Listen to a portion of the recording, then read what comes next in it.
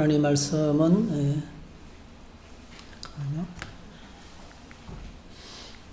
말라기 3장 13절입니다. 말라기 3장 13절에서 18절까지.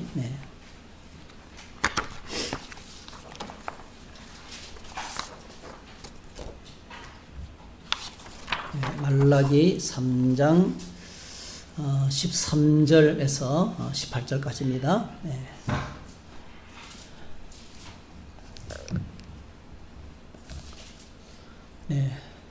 같이 읽겠습니다. 여호와가 이르노라 너희가 완악한 말로 나를 대적하고도 이르기를 우리가 무슨 말로 주를 대적하였나이까 하는도다. 이는 너희가 말하기를 하나님을 섬기는 것이 헛되니 만군의 여호와 앞에서 그 명령을 지키며 슬프게 행하는 것이 무엇이 유익하리요. 지금 우리는 교만한 자가 복되다 하며 악을 행하는 자가 번성하며 하나님을 시험하는 자가 화를 면한다 하노라 함이라. 그때에 여호와를 경외하는 자들이 피차에 말하며 여호와께서 그것을 분명히 들으시고 여호와를 경외하는 자와 그 이름을 존중히 여기는 자를 위하여 여호와 앞에 있는 기념책에 기록하셨느니라. 만군의 여호와가 이르노라 나는 내가 정한 날에 그들을 나의 특별한 소유로 삼을 것이요 또 사람이 자기를 섬기는 아들을 아낀같이 내가 그들을 아끼리니 그때에 너희가 돌아와서 의인과 악인을 분별하고 하나님을 섬기는 자와 섬기지 아니하는 자를 분별하리라. 아멘. 아멘. 오늘 말씀은 이 말씀을 가지고 대적과 경외 이런 제목으로 함께 말씀을 나누겠습니다. 대적과 경외. 예배 드리기 전에 몇 가지 감사한 일을 좀 나누었으면 좋겠습니다. 우리 정인주 교사님께서 어저께 수레를 끌고 몸이 불편하시잖아요. 쌀을 또 10kg 갖고 왔어요. 그래서 여러분 이제 뭐 수급자시고 몸이 불편하고 수입이 없잖아요. 근데 이제 목사님께서는 이것으로 내가 하나님 앞에 말씀 듣고 하나님을 섬기겠습니다 이러면서 갖고 왔어요. 그래서 너무 감사했습니다. 어쨌든 간에 지금 우리 식당에 쌀이 풍성해요. 우리 청주 성도교회 하나님의 집에는 양식이 풍성합니다. 두 번째로는요, 우리 김순환 집사님께서 이제 돌아오셨어요. 다리 치료사 경기도 강조에서 따님 집에서 오랫동안 약 2달 동안 계시다가 돌아오셨어요.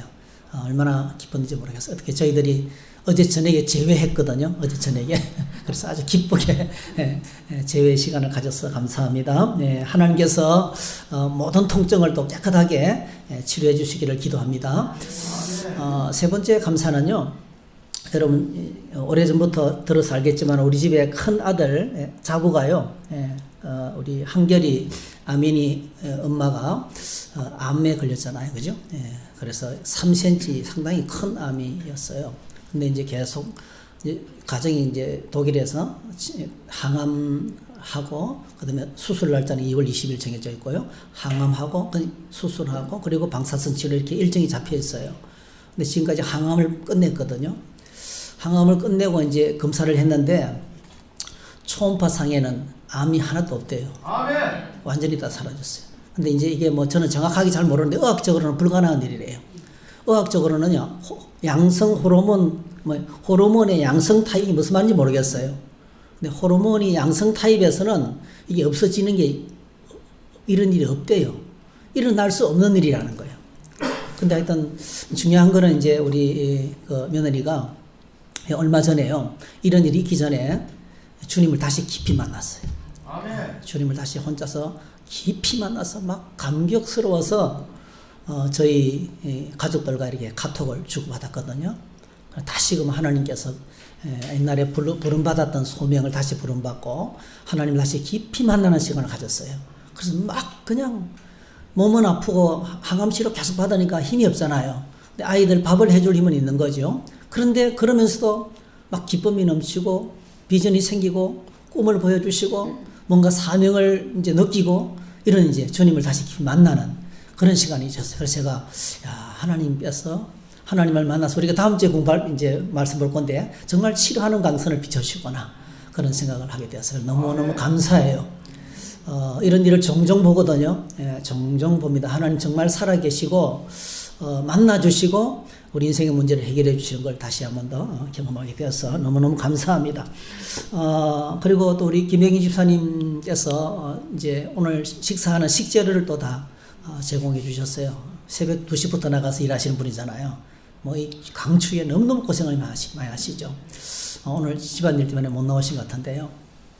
그래도 이렇게 우리가 먹을 수 있도록 식재료를 다 공부해 주셔서 너무너무 감사드립니다. 네. 감사할 게 많이 있는데 몇 가지만 나눴습니다. 네. 자, 우리는 지금 말라기의 마지막 주제를 오늘 이제 만납니다. 6번째 주제를 살펴보게 됩니다. 지금까지 우리가 5가지 주제를 살펴봤어요. 기억이 나시는지 모르겠네요.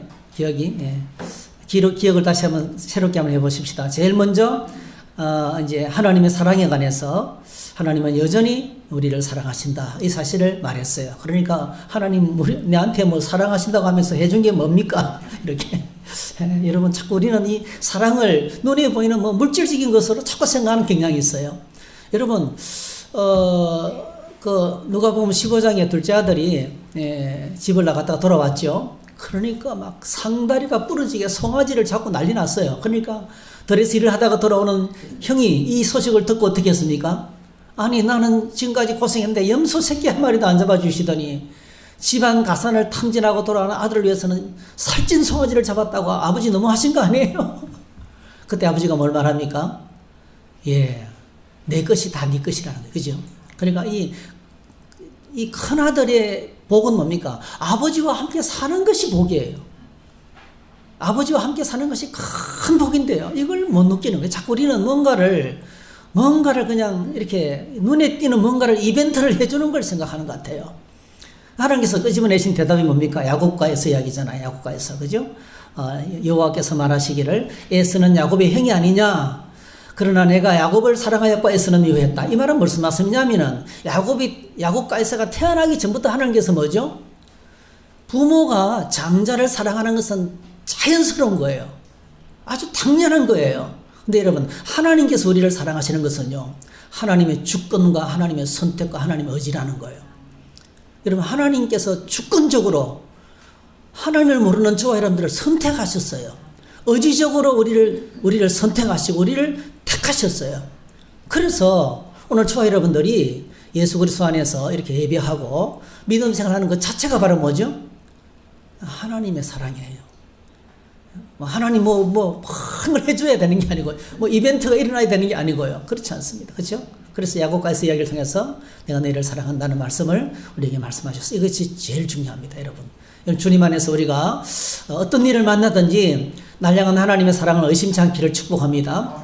이 사랑 이게 바로 십자가 은혜예요. 십자가의 은혜. 십자가의 은혜를 좀 쉽게 말하면요. 에서는요. 하나님의 사랑을 받지 못한 에서는 하나님을 몰라요. 하나님을 느끼지 못한다니까요. 하나님의 소중함도 몰라요. 와, 하나님께서 내 인생의 소중하다는 걸 전혀 의식하지 못합니다.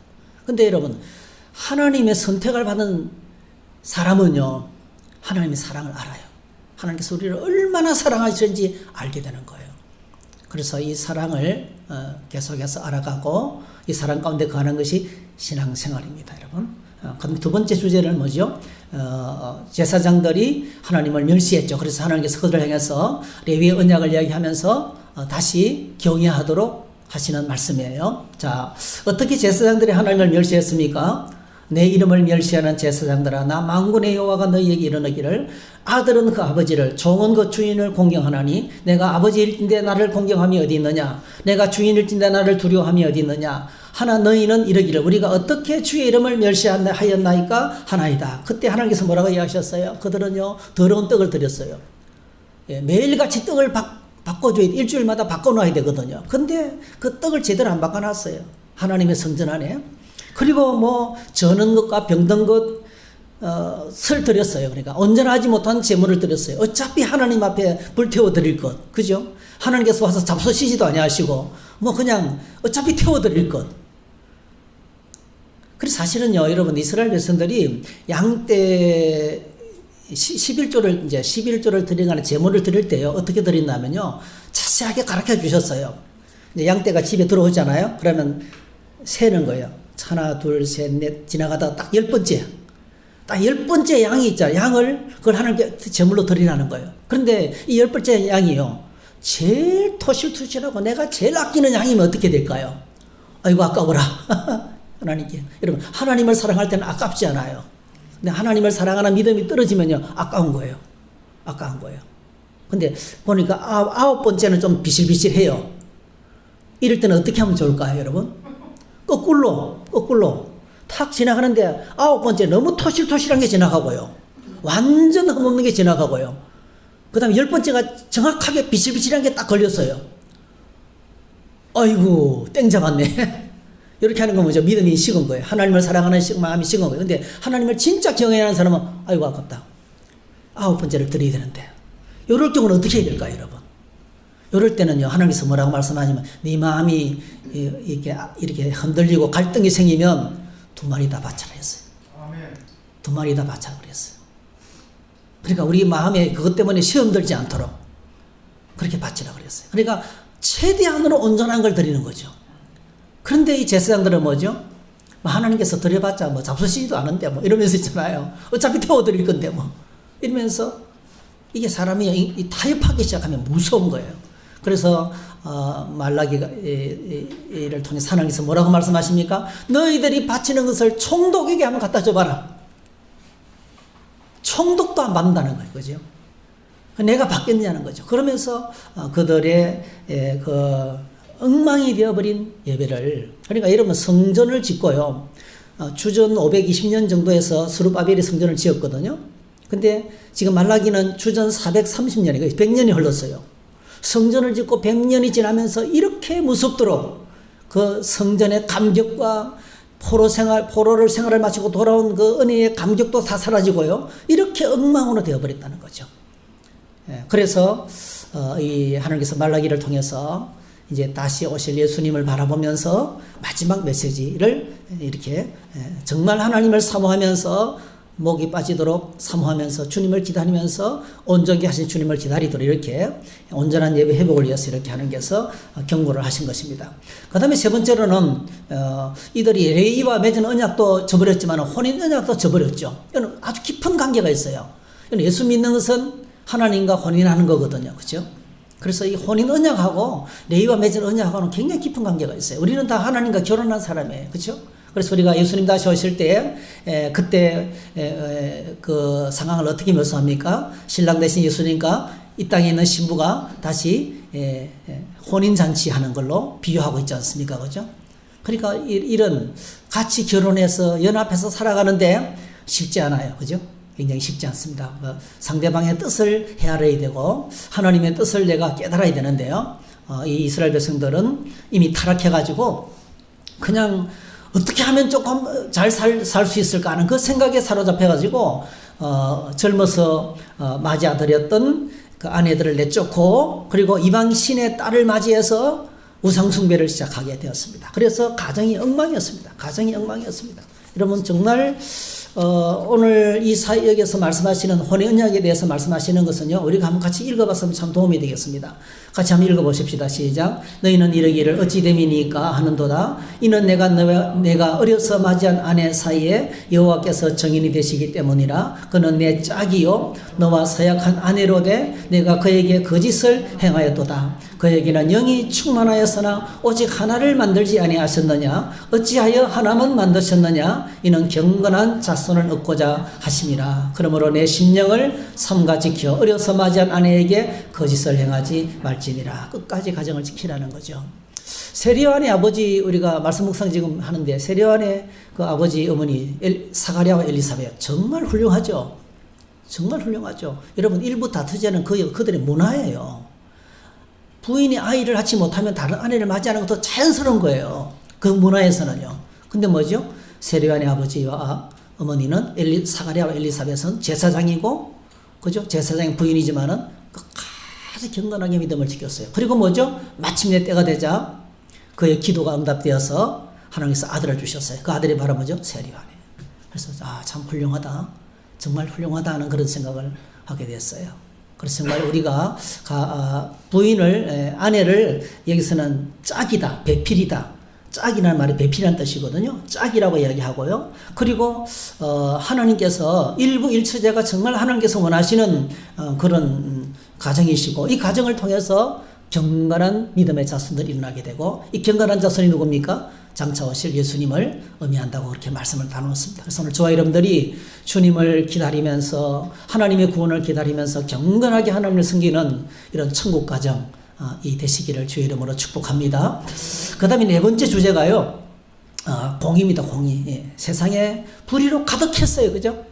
정말 불의로 가득했어요. 그래서 이 하나님 정말 공의의 하나님이 맞습니까? 이렇게 질문했습니다. 2장 17절에 보니까 정의의 하나님이 어디 계시냐? 정의의 하나님이 어디 계시냐? 악한 사람들, 오히려 하나님께서 악한 사람들을 도와주는 것 같다는 거예요. 그죠? 그런데 여러분, 그렇지 않다는 겁니다. 때가 되면 하나님께서 언약의 사자를 보내시고, 그리고 갑자기 뭐죠?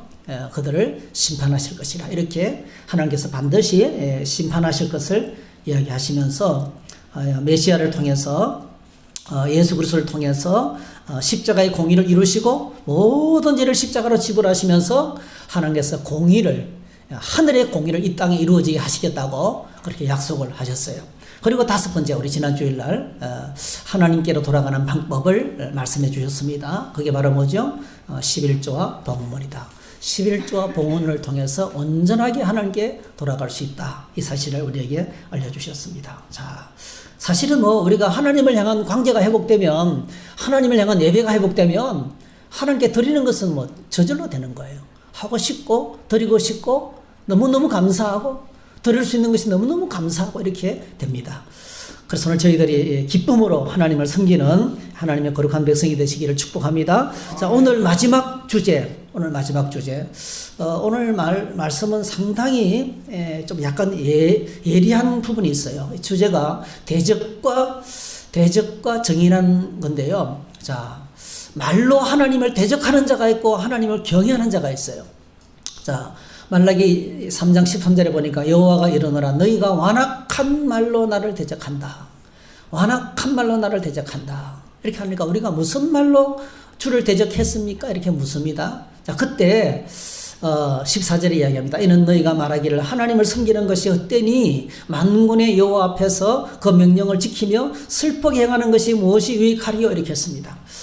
여러분, 이 완악한 말로 대적한다는 말을요, 표준 세번역에서는요, 불손한 말로 나를 거역했다.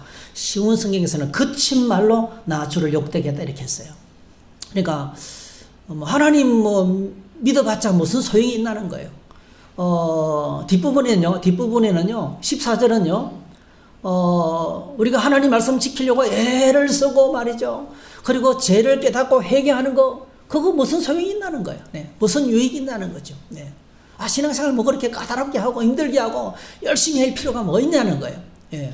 그래봤자 하늘에서 떡이 뚝 떨어지는 것도 아니고 내 앞길이 빵 뚫리는 것도 아니고 여전히 어려운데, 여전히 힘든 상황이 펼쳐지고 있는데, 이렇게 이제 말로서 하나님을 대적했다는 겁니다. 사실은요, 오늘 이 본문 16절에 보니까 하나님을 경외하는 자들의 말도 하나님께서 듣고 계십니다. 16절에 보니까 그때 여호와를 경외하는 자들이 피차에 말하며 여호와께서 그것을 분명히 들으시고, 여기 분명히 들으시고를요, 다른 버전에 보게 되면 하나님께서 그것을 똑똑히 들으시고 이렇게 돼서 표준 세번역에서는 하나님께서 하나님을 경외하는 자들의 말도 똑똑히 들으시고 하나님을 대적하는 자들의 말도 똑똑히 들으시고 분명히 듣고, 이 하나님을 경외하는 자들은 그들의 이름을 하나님 앞에 있는 기념책에 기록하시고 이렇게 기록을 하고 있어요. 그러니까 우리의 모든 행실과 이 모든 것들을 하나님은 다 지켜보고 계시다는 거예요. 여러분 잘 아시죠? 우리 하나님이 갖고 계시는 절대적인 성품이 있죠. 6가지 기억하신가요? 예, 우리 양육훈련반에서 우리 공부하잖아요. 6가지. 하나님은 영원하셔요. 그죠? 시간을 초월해서 존재하세요. 하나님은 전능하셔요. 그죠? 하나님은 어디에나 계셔요. 하나님은 전지하셔요. 모르시는 것이 없어요. 하나님은 뭐죠? 예, 또 뭐가 있어요? 불변하세요. 그죠? 불변하시고 한 가지 더 있는데, 하나님 주권 다스리시는 분. 그죠? 그러니까 하나님은 영원하시고 다스리 통치할 주권을 갖고 계시고 통치자시고, 하나님은 전지하시고 편재 어디에나 계시고 전능하신 분이시고, 그리고 하나님은 영원하신 분, 불변하시는 하나님, 말을 바꾸지 않는 분. 예. 그 중에서 이런 모습이에요. 하나님 영원하시고요, 시간을 초월해서 존재하시고, 하나님은 어디에나 계세요. 저 바닷가에 거할지라도 거기 계시고, 하늘에 올라갈지라도 거기에 계시고, 서울에 내려갈지라도 거기 계시고, 그러니까 하나님을 피해서 도망갈 데가 없다는 거예요. 그러므로 여러분, 하나님은요 모든 장소에 하나님은 계셔요. 그래서 시편은 나 여호와는 천지에 충만하지 않느냐 그러셨어요. 그러므로 하나님은요 우리를 벌하시고 우리를 상 주실 때요 정인이 필요가 없어요. 왜요? 그 자리에서 하나님이 직접 들었어요. 모든 말과 행동을 주님은 직접 보시고 들으시고 어떻게 해요? 기록하는 거예요. 하나님 앞에 있는 책에 다 기록했다 그랬어요. 여러분 청문회할 때 보게 되면 이 자료가 이따만게 되잖아요. 그죠? 자료가 이렇게 많잖아요. 이렇게 쌓아놓고 그냥 당신이 이렇게 이런 말을 했지, 이런 조장했지, 뭐 이런 행동했지, 다 이렇게 시시콜콜 막 따지고 묻지 않습니까? 하나님 앞에 그렇게 책이 기록되어 있대요. 그러니까 하나님께서 우리의 모든 걸 다 알고 계신다는 것입니다. 그래서 오늘 저희들이 이 하나님을 대적하는 것과 하나님을 대항하는 것은요, 우리가 하는 말을 하나님이 들으시고 판단한다는 거예요. 이 말은요, 이 언어는 의사소통을 위한 단순한 기호가 아니에요. 참 재미있는 게요, 이 우리말이 기호에서, 그러니까 우리말이 이 어떤 말이 하나의 기호거든. 사실은요, 바다면 바다, 뭐 하늘이면 하다, 다 기호거든요. 근데 그것이 뜻하는 의미가 있어요. 기호인데 거기서 의미가 같이, 기호하고 의미가 똑같아질 때 있잖아요. 이게 정상이거든요. 그런데 때때로요, 우리는 말은 하지만은 속에 다른 뜻으로 그 의미를 다르게 뜻을 가질 때가 많아요. 사실은요. 그러니까 하는 말하고 의미하고 다를 때가 있어요. 겉으로는 사랑한다, 감사한다, 기뻐한다면 속으로는 뭐죠? 불편하고 미워하고 싫어할 때가 있다니까요. 아멘. 하나님은 그래서 하나님께서는 우리 말에 속지 아니하세요. 정확하게 말씀드리면 하나님, 우리가 하는 말에 속지 아니하세요. 여러분, 하나님을 대적한다는 것은요 우리 말만 듣고 하시는 게 아니라는 거예요. 우리의 마음의 생각까지 하나님 읽으신다는 거예요. 하나님은 중심을 보시는 분이시죠. 하나님 우리의 중심을 보십니다. 그래서 하나님께서 우리를 바라보시는 눈은 어떤 눈입니까? 불꽃 같은 눈이에요. 불꽃 같은 눈의 의미는요, 가면 뒤에 얼굴을 본다 이 뜻입니다. 가면 뒤에, 지금 내가 있는 이것에, 이 모습에 뒤에 속마음을 하나님께서 읽으신다는 그런 뜻입니다. 그래서 우리 말에는 우리의 마음의 생각이 그 속에 담겨 있어요. 그래서 말을 할 때는 정말 우리 몸으로 전달되는 바디랭귀지가 더 중요해요. 사실은요. 그래서 우리 얼굴의 표정이 정말 중요합니다. 정말 나를 기뻐하는 모습으로 다가올 때가 있고요. 사실은 별로 안 기쁜데 기쁜 체 할 수도 있어요. 어디서 할 수 있어요? 눈빛과 얼굴빛과 바디랭귀지 속에서 나타나는 거예요. 그래서 여러분, 우리가 표정 관리를 잘 하셔야 돼요. 정말 표정 관리를 잘 하셔야 돼요. 네. 저는 사실은요, 종종 그런 소리를 들어요. 너무 감사한 건요, 제가 제 세를 보면, 좀 더 풍성했으면 좋겠어요. 제가 좀 풍성했으면 좋겠어요. 여러분들 풍성하신 분들 많아서 너무 존경스러워요. 풍성하신 분들. 얼굴이 보름달청이처럼 그렇게 좀 보였으면 좋겠어요. 네. 근데 저는 제가 보면요, 쪼글쪼글하고, 자세히 보세요. 제가 보면요, 흑점도 있고요, 엉망입니다. 저는 이 피부 관리를 잘 못해가지고, 그냥 막 살아가지고. 근데, 내가 이런 내가 하나님 말씀을 전하면 사람들이 믿겠나? 근데요, 저와 대화를 나누는 많은 분들이요, 아이고, 선생님, 너무 평안해 보이세요. 걱정이 다 없어졌어요. 그런 소리를 자주 들어요. 저랑 이야기하는 사람이. 너무 감사한 거예요. 쪼글쪼글하고 부족해도요, 이 속에 하나님 주시는 기쁨이 있고 평안이 있으니까 우리 모습을 통해서 조금 나타나는가 봐요. 네. 여러분은 그렇게 보이는지 모르겠어요. 여러분들을 보면서, 하나님, 내 안에 하나님 사랑이 있고 하나님의 기쁨이 있다, 그래 느껴지시는지 모르겠어요. 그렇게 매일 느꼈으면 좋겠습니다. 내 모습을 보면서 찬양하고 아유 하나님 감사합니다. 하나님 저는 박영권이 이 모습이 참 좋아요. 더 꾸밀 것도 없고 가꿀 것도 없어요. 수술할 필요도 없어요. 그냥 이 모습이 좋아요. 하나님. 그렇게 좀 내 자신을 좀 받아들이고 또 감격했으면 좋겠어요. 자, 그래서 분명한 하나님은요, 우리의 얼굴과 우리의 마음까지 깊이 읽으신다는 거예요. 그럼 제가 정말 이제 깊이 체험한 말씀이 시편 139편의 말씀이 지난 주일날 양육훈련 받을 때 제가 말씀드렸어요. 한번 같이 읽어볼까요? 시작. 여호와여 주께서 나를 살펴보셨으므로 나를 아시나이다. 주께서 내가 안고 일었음을 아시고 멀리서도 나의 생각을 밝게 하시오니 나의 모든 길과 내가 눕는 것을 살펴보셨으므로 나의 모든 행위를 익히 아시오니 여호와여 내 혀의 말을 알지 못하시는 것이 하나도 없으시니이다 했어요. 이 말씀은 제가요 이제 여러 번 간증했어요. 해병 3170 부대 그 해지단, 해안지원단, 지금은 이름이 상륙지원단으로 바뀌었더라고요. 거기 이제 군대 생활하면서 제가 그러니까 신호회장을 했거든요. 그때 막 예수 믿고 막 불이 붙어서 들어간 거예요. 네, 예수 막 믿고 불이 붙어서 들어간 거예요. 예수 믿고 난 다음에 한 2년 돼서 들어갔나요? 네, 바로 못 들어가고 1년 정도는 이제 있다가 들어가는데 이제 금방 제가 신호회장이 됐어요. 그 신호회장이 해야 될 일이 많더라고요. 예배당이 없었는데 예배당을 지었거든요, 우리가 직접 예배당을 지었어요.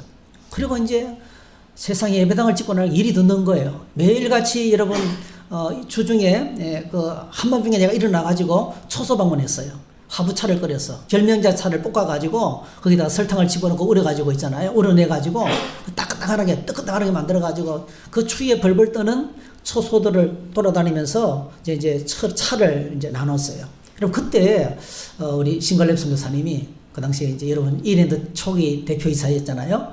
신갈렙 우리 형제님이 그 차를 받아 마시면서 마음이 열렸대요. 그리고 나중에 팬티 바람으로 기도에 참여했더라고요. 저녁마다 매일 저녁마다 순금이 딱 끝나고 나면 이제 사람들이 잘 듯 하면 우리는 쭉 일어나가지고 다시 기도회를 시작했어요. 네, 어무실에 모여가지고 그때 팬티 바람으로 기도에 참여했어요. 그러니까 예수 믿고 이제 이랜드 대표이사가 되고 그리고 이제 BTC라는 선교회를 만들고 전 세계 80명의 선교사를 파송하고 또 지금은 이제 암치유 사역을 위해서 열심히 일을 하고 있잖아요. 네. 그리고 이제 토요일이 되면요, 그 예배당 50평이 되는 예배당을 닦고 쓸고 주보 만들고 이러는데 제가 탈진했어요. 정상 근무를 하면서요, 초소방무하고 또 교회 사역도 하고 저는 군종병이 아니었거든요. 일반병이었거든요. 내 할 일 다 하면서 내 근무 다 하면서 했잖아요. 거기다가 교회를 다시 하는 거예요. 이 체력이 감당이 안 돼요. 그래서 어느 날 토요일 날 예배당 강대상을 닦다가 거기서 쓰러졌어요. 완전히 탈진해가지고 그냥 뻗어버렸어요. 제 안에 막 이상한 감정이 올라오는 거예요. 하나님 향해서 막 불평이 나오는 거예요. 아니, 나 뭡니까 이게? 월급 주는 것도 아니고 군정병도 아니고 군목에 계신 것도 아니고 왜 이렇게 군에 와가지고 혼자서 죽도록 고생하고 아무도 알아주지도 않고 그리고 이 일 한다고 때때로 빠따 맞기도 하고요. 미움받기도 하고 막 그러면서 막 이게 막 터져 나오는 거예요. 그런데요, 한참 이렇게 누워있다가 쭉 경신을 차려가지고 그 예배당 그 강대상 한가운데 성찬상이 크게 있어요. 그 성찬상 위에 성경이 펼쳐 있는데요. 성경을 반으로 딱 펼쳐놨잖아요. 거기에 그 말씀이 이 말씀이었어요. 제가 이 말씀을 읽었어요. 이렇게요. 여호와여 주께서 나를 살펴보셨으므로 나를 아시나이다. 이 말씀을 그냥 눈으로 읽어가는데요. 하나님께서 이렇게 말씀하시는 거예요. 나는 그렇게 큰 음성을 들어본 적이 없어요. 내가 너의 모든 수고를 안다. 아멘. 내가 너를 안다. 이렇게 말씀하시는 거예요. 그 한마디 말씀이에요. 제 마음에 불이 떨어졌어요. 제 몸에 불덩어리가 떨어졌어요. 그리고요, 탈진이 뭐예요? 탈진이 그냥 성령 충만하게 되고 그냥 힘이 나고요, 몸이 다 회복되더라고요. 그래서 그 다음 주일날 정말 감격스럽게 주일을 맞이한 적이 있습니다. 여러분, 하나님은 이런 분이세요. 우리 마음의 생각을 아시고, 자, 여기 보시면은 여호와여 내 혀의 말을 알지 못하시는 것이 하나도 없으십니다. 하나님, 나 뭡니까? 나 이렇게 와가지고 군대 와가지고 죽도록 고생하고 몸이 탈진했습니다. 뭡니까? 이 소리를 하나님 들으시는 거예요. 다 들으셨어요. 그러면서 하나님의 말씀 한마디는요, 천지를 창조하는 전능하신 능력이었습니다. 그냥 제 몸을 새롭게 하고 제 인생을 새롭게 하고 제 마음을 완전히 바꿔놓고 인생의 새로운 목적을 보여주시고, 그래 얼마나 감격적으로 그 다음부터는요, 하나님께서 나를 아신대. 얼마나 신나게, 누가 알아주든지 안 알아주든지, 예, 주님을 섬겼던 그런 기억이 있습니다. 네, 그렇습니다. 우리 하나님께서 바로 이런 분이십니다. 우리의 말을, 우리의 행동을 전부 다 듣고 알고 계십니다. 하나님 우리의 모든 말과 생각을 다 듣고 계십니다. 로마서 8장 27절, 마음을 살피시는 분, 우리 하나님께서 마음을 살피시는 분이라고 그랬어요. 마태복음 15장에서는 예수님께서 이렇게 말씀하셨습니다. 입으로 들어가는 것이 사람을 더럽게 하는 것이 아니라 입에서 나오는 것이 사람을 더럽게 하는 것이니라. 입으로 들어가는 모든 것은 배로 들어가서 뒤로 내버려진 줄 알지 못하느냐. 입에서 나오는 것들은 마음에서 나오나니 이것이야말로 사람을 더럽게 하느니라. 마음에서 나오는 것은 악한 생각과 살인과 간음과 음란과 도둑질과 거짓 증언과 비방이니 이런 것들이 사람을 더럽게 하는 것이요 씻지 않는 손으로 먹는 것은 사람을 더럽게 하지 못하느니라. 이거는 사람을 더럽게 하는 동시에 하나님을 대적하는 거예요. 마음에서 나오는 것들이 하나님을 대적하는 것이라는 거죠. 히브리서 4장 12절에 이렇게 말씀합니다. 하나님의 말씀은 살아있고 활력이 있어 좌우의 날선 어떤 것보다도 예리하여 혼과 영과 및 관절과 골수를 찔러 쪼개기까지 하며 또 마음의 생각과 뜻을 판단한다. 하나님의 말씀은 마음의 생각과 뜻을 판단한다. 이 말씀 바로 무슨 의미입니까? 말씀을 읽으면 우리 마음에 숨어있는, 내 마음 깊은 곳에 숨어있는 것들이 드러난다는 거예요. 네. 하나님 우리 마음을 깊이 살피시는 분이시라는 뜻입니다. 그래서 우리가 하나님을 기쁘시게 하는 데는 하나님을 기쁘시게 하고 하나님을 감동시키고요, 하나님을 대적하는 게 다 어디예요? 우리 안에 있는 마음의 생각에서부터 가능하다는 거예요. 여러분 구약을 읽으면 열왕기야 사무엘하 7장에 보면요, 다윗이 하나님을 향한 생각을 해요. 하나님 생각을 합니다. 근데 이 하나님을 향한 생각을 다윗이 선지자 나단에게 나누어요. 내가 이런 생각이, 이런 마음이 듭니다. 나는 지금 백평목공에 집을 짓고 사는데 하나님에게는 초란 초막이 있지 않습니까? 아니 하나님이 계시는 것이 내보다 훨씬 더 빛과 번쩍한 그 성전을 내가 짓고 싶습니다. 이런 마음을, 이 마음을, 다윗 속에 있는 마음을 선지자 나단에게 나누었어요. 나누는 게 참 중요해요. 그랬더니 하나님께서 이 마음을 들으시고요, 어마어마한 축복을 해주십니다. 말로 다 할 수 없는 축복을 해주십니다. 자, 우리 좀 길지만 한번 같이 읽어보십시다. 시작. 여호와여 주의 모든 원수를 무찌르사 왕으로 궁에 평안히 살게 하신 때에 왕이 선지자 나단에게 이르되 볼지어다 나는 백향목궁에 살거늘 하나님의 귀는 휘장 가운데 있도다. 나단이 왕께 아뢰되 여호와께서 왕과 함께 계시니 마음에 있는 모든 것을 행하소서 하니라. 그 밤에 여호와의 말씀이 나단에게 임하여 이르시되 가서 내 종 다윗에게 말하기를 여호와께서 이와 같이 말씀하시되 네가 나를 위하여 내가 살 집을 건축하겠느냐. 자, 하나님께서 다윗을 부르는데 어떻게 부릅니까? 내 종 다윗을 불러요. 내 종 다윗에게 말해라. 계속 그렇게 불러요. 하나님께서 다윗이 너무 귀한 거예요. 어떤 생각요? 지금 하나님 성전을 지은 게 아니고요, 하나님의 성전을 짓고 싶다는 말을 지금 말씀드리고 있는 거예요. 마음을 말씀드렸던 거예요.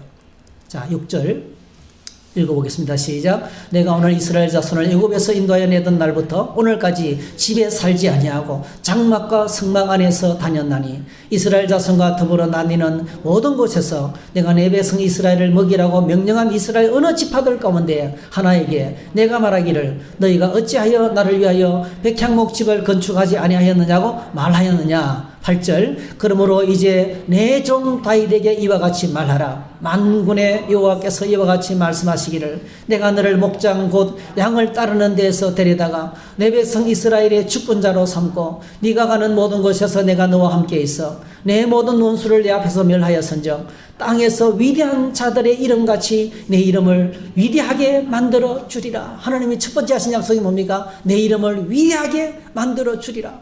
예. 생각만 했어요. 행동에 옮긴 것도 아니에요. 하나님을 위해서 이 성전을 짓고 싶은 생각을 말씀드렸어요. 아직 지으려면 한참 걸려요. 그죠? 누가 짓습니까? 다윗은 못 지어요. 그의 아들이 솔로몬이 짓습니다. 그런데 하나님께서 이렇게 생각하는 다윗에게 내 이름을 위대하게 만들어주리라. 10절 시작. 내가 또 내 백성 이스라엘 위하여 한 곳을 정하여 그를 심고 그를 거주하게 하고 다시 옮기지 못하게 하며 악한 종류로 전과 같이 그들을 해하지 못하게 하며 전에 내가 사사에게 명령하여 내 백성 이스라엘을 다스리던 때와 같이 아니하게 하고 너를 모든 원수에게서 벗어나 편히 쉬게 하리라. 여호와가 또 내게 이르노니 여호와가 너를 위하여 집을 짓고 내 수완이 차서 내 자손들과 함께 누울 때에 내가 내 몸에서 날 내 씨를 내 뒤에 세워 그의 나라를 견고하게 하리라. 그는 내 이름을 위하여 집을 건축할 것이요 나는 그의 나라 왕위를 영원히 견고하게 하리라. 이번에는 어떤 은혜를 또 이야기하십니까? 내 이름을 위대하게 만들어주겠다. 그 다음에 또 뭐예요? 이제부터는 다시는 떠돌이 생활을 끝나고, 그죠? 한 곳에 정착해서, 그 이제 뭐죠? 완전히 월세집, 전세집을 전전했는데 이제는 뭐죠? 그럴 필요 없다, 이제는. 한 곳에 집을 내가 너의 집을 지어주겠다. 예, 네가 내 집을 짓는 게 아니고, 내가 너의 집을 지어주겠다는 거예요. 그리고 뭐죠? 그리고 12절. 네가 세상을 떠날 때에 네 몸에서 내 씨를 네 뒤에 세워 그의 나라를 견고하게 하리라. 그래, 네 아들이, 그래, 아버지가 죽으면 아들이 왕이 되고 또 이 아들이 죽으면 그 아들이 또 왕이 되고 이렇게. 그러니까 다윗의 집에서 왕권이 계속될 것이라고 이야기하는 거예요. 그리고 그 나라가 어떤 나라라고요? 영원히 견고한 왕. 그 어느 누구도 무너뜨릴 수 없는 영원히 견고한 나라를 만들겠다는 거예요. 여러분, 이 영원히 그 견고한 나라가 어떤 나라예요? 장차 다윗의 후손으로 오실 예수 그리스도를 통해서 만들어질 영원한 하나님 나라죠. 예. 그러니까 이 복이요, 엄청난 거예요. 하나님을 향해서 가지는 이 생각, 하나님을 향해서 가지는 이 생각과 말이 뭐죠? 말이 하나님을 감동시켰어요. 하나님을 감동시키기도 하고요, 하나님을 대적하기도 하고 그렇다는 거예요. 생각이 이렇게 중요하다는 것입니다. 네.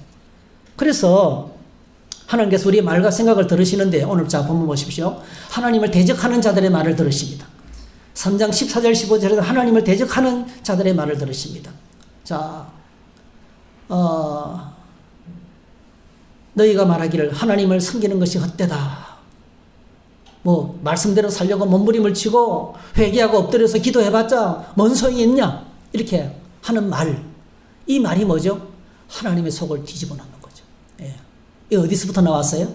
이거는 바로 배은망덕한 변이에요. 배은망덕. 받은 은혜를 다 잊어버린 거예요. 받은 은혜를 선택받았고 그 애굽 땅 종되었던 집이라는 단어를 잊어버렸어요. 오늘 초아 여러분들에게 십계명을 주면서 우리 출애굽기 성경이 이렇게 하고 있잖아요. 제일 첫 번째 십계명을 시작하면서 주시는 말씀이 바로 나는 너를 애굽 땅 종되었던 집에서 너를 불러낸 여호와라 그랬어요. 여러분은 절대로 잊지 말아야 돼요. 우리가 예수 믿기 전에 우리가 저 세상에 있을 때 우리는 종되었습니다. 죄의 종이 되었고 사망의 종이 되었고 사단의 종이 되었고요, 세상의 종으로 살았어요. 우리는 묶여 살았어요. 예. 묶여 있는 사람이었어요. 우리는 그냥 끌려가 다니는, 세상을 절대로 거부할 수 없는, 세상의 쾌락을 절대로 거부할 수 없는 그런 존재였어요. 영적으로는 죽었어요. 우리는요. 우리 인생의 냄새가 풀풀 났습니다, 여러분. 예. 사망한 존재였습니다, 여러분. 그런데 이 사망의 권세에서, 죄의 권세에서 우리 주 예수 그리스도의 십자가의 은혜로 말미암아 우리가 자유케 되었습니다. 성령의 은혜로 말미암아 예수 믿고 영광스러운 하나님의 자녀가 되었습니다. 우리가 받은 은혜가 얼마나 큰지 몰라요. 근데 여러분 지금 뭐라고 말하고 있어요? 신앙생활 열심히 해봤자 뭔 소용이 있다는 거예요. 네? 이게 바로 뭐죠? 은혜를 다 까먹어버렸어요. 하나님의 은혜를 전부 다 잊어버렸어요. 이게 바로 배은망덕한 변이죠. 네. 자, 그런데 하나님께서 하나님을 경외하는 자들의 말도 들으십니다. 하나님을 경외하는 자들의 말도 들으십니다. 여호와께서 여호와를 경외하는 자들이 피차에 말하매 이걸 들으시고 하나님께서 그들을 축복하십니다.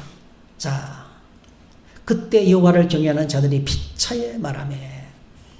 오늘 저희들이 이 말씀을 좀 우리가 가슴에 새겼으면 좋겠어요. 한번 읽어보실까요? 여호와를 경외하는 자들이, 예, 여호와를 경외하는 자들이 피차에 말하매. 하나님을 경외하는 자들이 믿음으로 하는 말들을 하나님이 다 들으신다는 거예요. 하나님을 경외하는 자들이 믿음의 하루 하는 말을 다 들으신다는 거예요. 여러분 꼭 기억하시면 좋겠어요. 아무리 세상이 어렵고 아무리 힘들어도요. 하나님을 경외하는 자들은 있어요. 예. 여러분이 잘 아실 거예요. 이 엘리야가 아합과의 전쟁을 벌이고 뭐 갈멜산에서 우상숭배자들을 다 처단하고 엄청난 승리를 거두고 3년 동안에 비가 오지 않던 것이 비가 내리고 대단한 역사가 나타났잖아요. 근데 변한 게 하나도 없어요.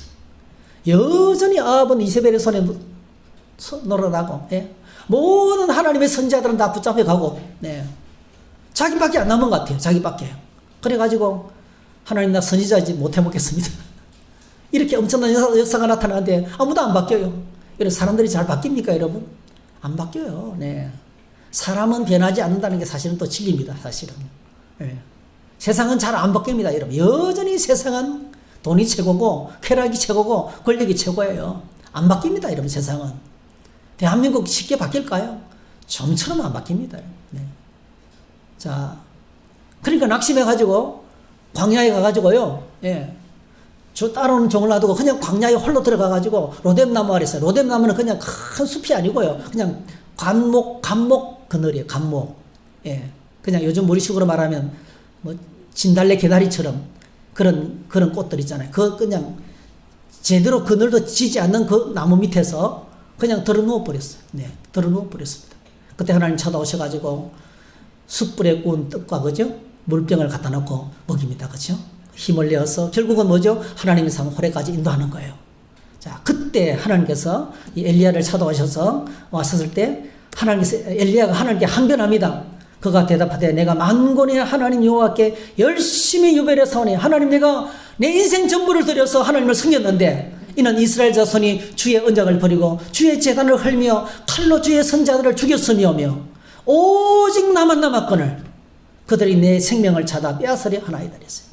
낙심해가지고요. 이세벨이 막 시푸른 칼을 들고 그죠? 엘리야를 잡으려고 하니까 겁에 질려가지고 그 대단한 대범한 불의 사자 엘리야가 이렇게 초죽음이 돼가지고 하나님 나 혼자밖에 안 남았습니다. 자, 그랬을 때 하나님께서 말씀하시는 거예요. 같이 읽어보십시다. 시작. 그러나 내가 이스라엘 가운데에 7,000명을 남기리니 다 바알에게 무릎을 꿇지 아니하고 다 바알에게 입맞추지 아니한 자니라 했어요. 참 이게 여러분 이게 바로 하나님이 하시는 것입니다. 하나님께서 하시는 거 여러분 꼭 기억하시기 바랍니다. 우리는 절대로 혼자가 아닙니다. 여러분. 나 홀로 남은 것처럼 보이지만 나 혼자가 아니에요. 그렇죠? 나 혼자 남았지만 나 혼자가 아닙니다. 여러분. 야, 아무도 없어. 다 떠났어. 네? 하나님의 사람들이 다 없어졌어. 그렇지 않습니다. 하나님께서 반드시 하나님의 사람들을 남겨두십니다. 그루터기를 남겨두십니다. 뿌리를 남겨두십니다. 제가 교회를 섬겨보니까요. 지금까지 목회를 하면서 늘 경험했던 것이 하나님께서 하나님의 교회에 꼭 필요한 사람들을 계속 보내주시고 남겨주시고 세워주시는 걸 저는 보게 됩니다. 그래서 오늘 저와 여러분들이 어떤 어려운 일을 만나고 힘든 일을 만나도 누군가 날 위해서 기도하는 사람이 있어요. 네. 절대로 우리는 혼자가 아닙니다. 내가 당한 일을 아무도 모르고 아니 하나님이 알고 계세요. 그러니까 신실한 하나님의 사람들이 다 느끼고 같이 기억하고 기도하고 있어요. 네. 그래서 여러분 혼자라는 생각을 버림받다는 생각을 하지 마시기 바랍니다. 자, 하나님을 경외하는 자들이 서로 말하며 하나님의 말씀을 나누는 그 공동체를 우리가 만나야 됩니다. 하나님을 경외하는 자들이 서로 말하며 여러분 하나님 이게 진짜 친교지. 교회 안에서 진정한 친교는요 같이 밥 먹고 같이 놀고 같이 패거리 만드는 게 아니에요. 인간적인 중심의 모임은요 한반이면 끝나는 겁니다. 밴드 같은 데 보니까 수만 명이 모이는 밴드라 할지라도요 문제 하나 터지니까 산산조각 나버리더라고요. 아무 소용없어요. 네, 카페 같은 거 보면요. 그러니까 여러분 중요한 것은요 우리의 모임 가운데 하나님의 말씀이 있어야 됩니다. 우리 모임 가운데 기도가 있어야 됩니다. 우리 모임 가운데 연약한 자들을 붙돋아 주고요 약한 자들을 격려하고 위로해주는 그 은혜가 있어야 됩니다. 문제를 만났을 때 함께 기도해주는 믿음의 공동체가 되어야 됩니다. 그렇게 우리가 공동체 안에서요 사랑을 나누고 세상이 어려워도 사랑과 선행을 서로 격려하고 위로하고 섬기면서 서로 어려운 세상을 같이 믿음으로 살 것을 격려하는 그런 공동체가 될 때요. 그게 진짜 하나님께서 원하시는 코이노니아 공동체가 되는 거예요. 하나님을 경외하는 자들이 서로 말하며 그러니까 서로 나누는 공동체라는 거예요. 다윗이 받은 은혜를 나단에게 나누었어요. 그죠? 그 나눔을 통해서 하나님이 응답 받으신 거예요. 네. 그랬던 것처럼. 그래서 오늘 하나님께서 이 말을 들으시고 공동체의 기도와 공동체의 나눔을 들으시고 자, 경건한 자들의 대화를 들으시고 하나님께서 그들에게 복을 선포하십니다. 뭐라고 선포하셨어요? 두 가지를 선포하셨죠. 여호와 앞에 있는 기념책에 기록하셨다. 여호와 앞에 기념책에 그들의 이름을 기록하셨다 했어요. 예. 이게 하나님께서 우리에게 하시는 첫 번째 은혜입니다. 첫 번째 은혜입니다. 이사야서 49장 19절에 보니까 다 같이 한번 읽으십시다. 여인이 어찌 거처 먹는 자식을 잊겠으며 자기 태에서 난 아들을 긍휼히 여기지 않겠느냐. 그들은 혹시 잊을지라도 나는 너를 잊지 아니할 것이라. 내가 너를 내 손바닥에 새겼고 너의 성벽이 항상 내 앞에 있나니. 내가 너를 내 손바닥에 새겼다. 부모님은 자식을 혹시 버리는 일이 있을지 몰라도 나는 너희를 절대로 버리지 않겠다. 그러니까 하나님이 오늘 주와 하나님을 경외하는 자들을 하나님 앞에 있는 기념책에 기록한다는 것은요, 우리를 절대로 잊지 않겠다는 거예요. 절대로 잊지 않고 끝까지 지키시고 책임지고 보살펴주시겠다는 하나님의 이 고백입니다. 그 다음에 두 번째로 우리는 어떻게 하시겠어요? 우리를 특별한 소유로 삼고 아낄 것이다. 저는 여기서요, 아낀다는 단어가 너무 마음에 들어요. 하나님께서 우리를 아끼신대요. 17절에 보니까 만군의 여호와가 이르노라. 나는 내가 정한 날에 그들을 나의 특별한 소유로 삼을 것이요. 또 사람이 자기를 섬기는 아들을 아낀같이 내가 그들을 아낄 것이다. 이렇게 하셨어요. 그럼 우리가 살아가는 세상 어떻습니까? 세상은 사람을 절대로 아끼지 않습니다. 절대로 아끼지 않습니다. 사람이 죽어나가도 눈도 까딱하지 않습니다. 사람을 아끼기는커녕 정반대로요, 지능적으로 사람을 부려먹습니다. 부려먹을 수 있는 대로 최대한으로 부려, 자기 목적을 이루기 위해서. 네, 여러분, 하나님은 하나님을 경외하는 자들을 하나님의 특별한 소유로 삼으셔서, 이 특별한 소유라는 말은요, 애지중지하는 보물입니다. 애지중지하는 보물처럼 아끼면서 그리고 사람들을 아끼실 것이라고 말씀하고 있어요. 이게 무슨 뜻이에요? 무슨 의미일까요? 예수님께서 이렇게 해석하셨어요. 이 부분을. 요한복음 10장 27절 주님이 해석하신 것입니다. 같이 읽어보겠습니다. 시작. 내 양은 내 음성을 들으며 나는 그들을 알며 그들은 나를 따르느니라. 내가 그들에게 영생을 주노니 영원히 멸망하지 아니할 것이요 또 그들을 내 손에서 빼앗을 자가 없느니라. 그들을 주신 내 아버지는 만물보다 크시며 아무도 아버지의 손에서 빼앗을 수 없느니라. 할렐루야. 말씀의 결론을 맺겠습니다. 자, 여러분, 하나님께서 하나님을 대적하는 것하고요, 하나님을 경외하는 것이 무엇에 결정됩니까? 우리 마음의 생각과 우리 입술의 말로, 우리 마음의 생각과 우리 입술의 말로 하나님을 대적하기도 하고 하나님을 경외하기도 하고, 이 두 가지가 결정되는 거예요. 그래서 우리 마음의 생각과 입술의 고백을 하나님이 다 듣고 계세요. 마음의 생각과 입술의 말로 하나님을 대적할 수 있고 하나님을 기쁘시게 하는 경외심을 드리는 예배가 될 수도 있습니다. 광야에서 불평하고 원망하는 이스라엘 백성들의 소리를 하나님은 들으시고 말씀하셨어요. 민수기 14장 유명한 말씀이죠. 여호와의 말씀에 내 삶을 두고 맹세하노니 너희 말이 내 귀에 들린 대로 내가 너희에게 행할 것이다. 너희 말이 내 귀에 들린 대로 내가 행할 것이다. 불평하는 너희들, 다 죽었으면 좋겠다는 너희들 100% 다 죽게 해주마.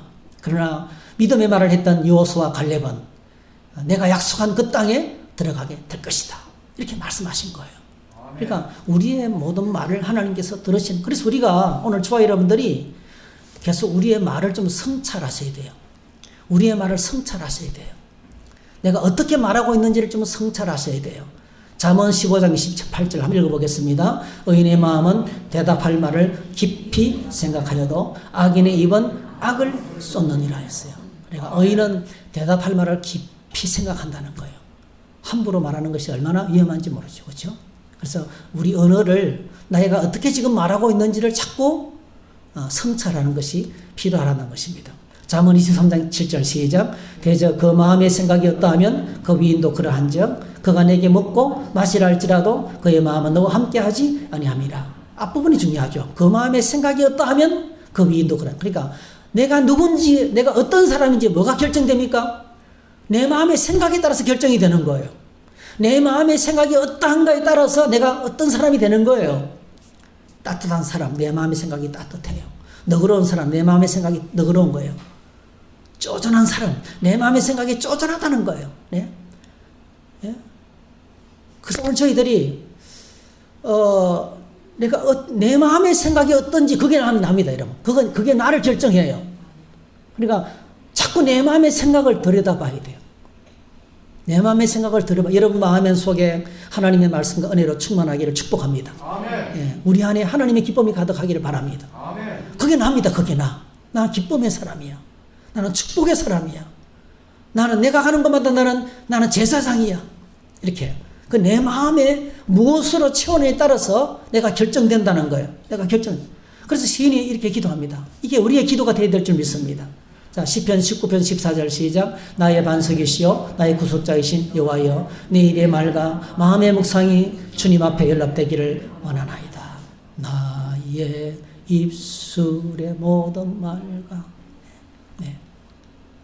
그러니까 우리 입술의 말과 마음의 고백이 하나님께서 다 보고 계시기 때문에 하나님이 받으시는 예배가 될 때 그는 진짜 하나님을 경외하는 자들의 말을 하고 있다는 것이 되는 겁니다. 그래서 시인이 기도합니다. 시편 141편 3절 읽으십시다. 시작. 여호와여 내 입에 파수꾼을 세우시고 내 입술의 문을 지키소서 그랬습니다. 오늘 저와 여러분들이 우리 마음의 생각과 말로 하나님을 경외하는 자가 되어서 하나님이 약속하신 이 복을 충만히 누리는 우리 모두 되기를 주의 이름으로 축복합니다. 아멘. 할렐루야. 우리 찬양 한번 불러보십시다. 나의 입술의 모든 말과